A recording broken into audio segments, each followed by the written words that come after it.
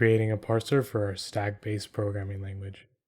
Now you might be asking, what is parsing? Parsing is taking those tokens and dividing them and grouping them into segments. Every compiler does this, and it is to understand the context and the grammar of the programming language.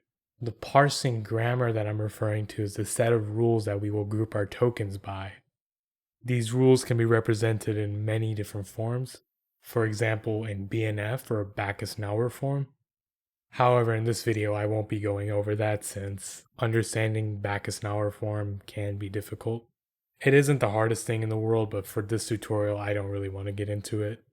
Let's return back to the source code we've been working with. If you recall from my previous video, we divided these in separate tokens. If you didn't watch my previous video, these are the tokens that we divided the source code into. Now, to understand this once again, we will draw a parallel to human languages, for example, English. We can look at these pieces of text. Before we understand and define the grammar for our parser, we have to understand what it's actually parsing. Returning back to the text, we need to divide this into a hierarchical structure. Let's classify the entire text as an article. Now we know the article is composed of many different paragraphs. The individual paragraphs now we can classify as, well, paragraphs. Then we can identify the individual pieces of a paragraph, which are called sentences. Now we've defined our grammar. And if you're asking what hierarchical means in this context, each little section or element of our grammar has children or has components. For example, the article has multiple different paragraphs. The paragraphs are the components or parts or children of the article. Now, if we kind of read this grammar back to us, we know that an article is composed of multiple paragraphs, and the multiple paragraphs are composed of multiple sentences. And we know that sentences, from our previous video, are composed of multiple different tokens, and these are subject, verb, and object. Now finally, we can apply this to our actual source code. Returning back to our source code, we can define this entire piece of code as the program. Many other people also call this a translation unit, but we're going to avoid that definition. The program consists of multiple statements, and those statements are composed with a keyword and an optional parameter and a semicolon. Now we can say that a program consists of multiple statements, and the statements are composed of a keyword, an optional parameter, and a semicolon. Now we've defined our actual grammar.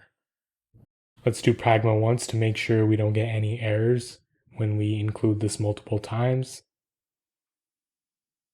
Now let's include our token HPP file. Let's create our integer class, and inside we'll have an int value.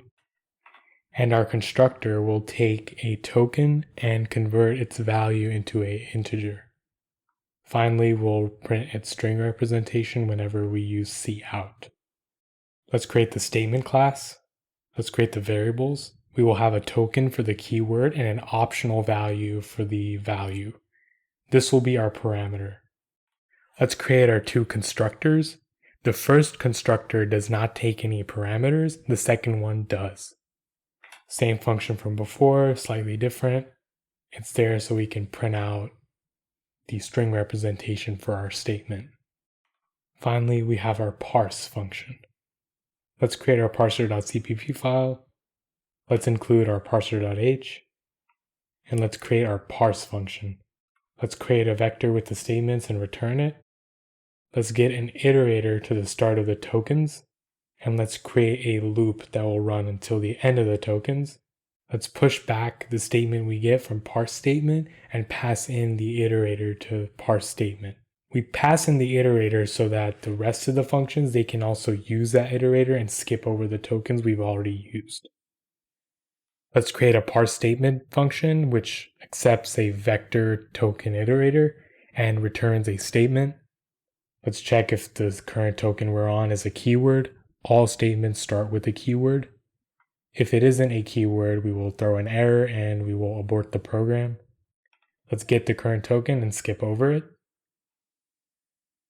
Let's check if the next one is a semicolon. If it is, that means we got no arguments. We skip over it and we return statement without any parameters. Let's handle the case where we do get an argument. And let's create a statement variable and assign it a statement with the parameter being keyword and parse integer. Parse integer will take the iterator, which we will also implement in a bit. Let's check if the next one is a semicolon.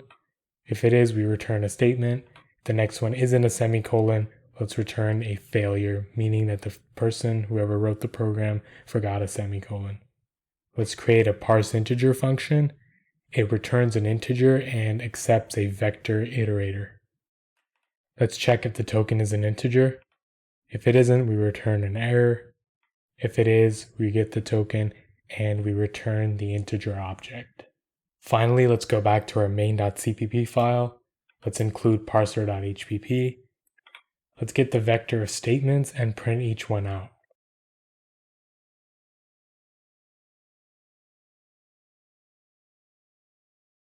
As you can see, our parser works exactly as intended. Stay tuned for the next part in the series where we will actually execute our code. Thank you guys for watching. Bye.